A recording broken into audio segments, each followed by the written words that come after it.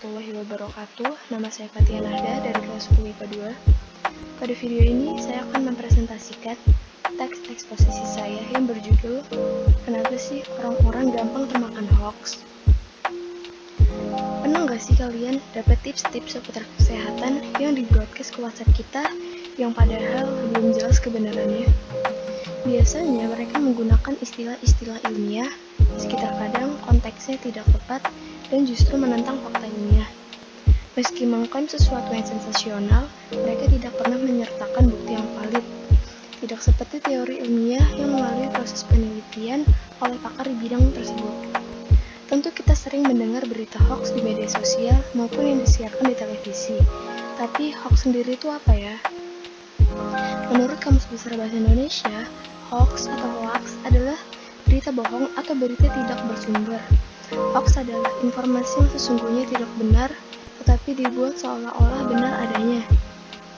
Hoax sering muncul di internet, dan kegiatan ini dilakukan oleh sejumlah oknum tidak bertanggung jawab yang memiliki tujuan untuk menyebarkan kepanikan dan ketakutan massal, kemudian untuk menjatuhkan pesaing, hingga menyebarkan kebencian antar sesama.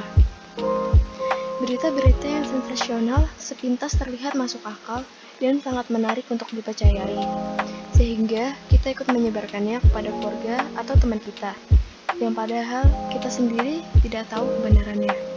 Lantas, mengapa kita mudah percaya dengan hoax? Menurut pandangan psikologis, terdapat faktor-faktor yang menyebabkan seseorang mudah percaya dengan hoax. Yang pertama, orang lebih cenderung percaya hoax jika informasinya sesuai dengan opini yang dimiliki. Misalnya, seseorang memang sudah tidak setuju terhadap kelompok tertentu. Lalu, ketika ada informasi yang dapat mendukung opininya, maka ia akan percaya. Dan hal ini juga menjadi pemicu seseorang untuk meneruskan informasinya kepada pihak yang lain. Kemudian, faktor yang kedua yaitu bisa disebabkan oleh terbatasnya pengetahuan. Misalnya, informasi yang disebarkan melalui SMS yang berisi ajakan untuk melakukan donasi melalui perusahaan tertentu. Kepercayaan terhadap informasi-informasi tersebut bisa jadi dikarenakan tidak ada pengetahuan sebelumnya mengenai perusahaan yang dimaksud. Lalu, bagaimana cara mencegahnya? Caranya yaitu dengan memeriksa fakta dengan literasi digital. Dengan teknologi yang semakin canggih, kita bisa melakukan browsing dan menanyakan kebenarannya sebelum percaya atau bahkan nyebarin kemana-mana. Lalu, kita harus berhati-hati dengan judul yang mengundang sensasi. Kebanyakan orang hanya membaca dari judulnya saja tanpa memperhatikan dengan teliti isi dari beritanya. Hal ini bisa menimbulkan persepsi dari pembacanya yang kemudian akan disebarkan kepada orang lain. Atau kita bisa segera melaporkannya kepada Kominfo apabila kita menemukan berita hoax.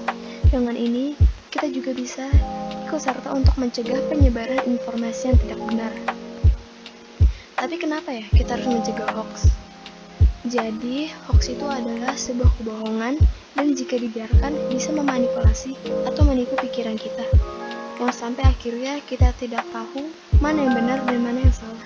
Dan tentu saja hal ini sangat merugikan diri kita dan orang lain. Sekian dari saya. Terima kasih. Wassalamualaikum warahmatullahi wabarakatuh.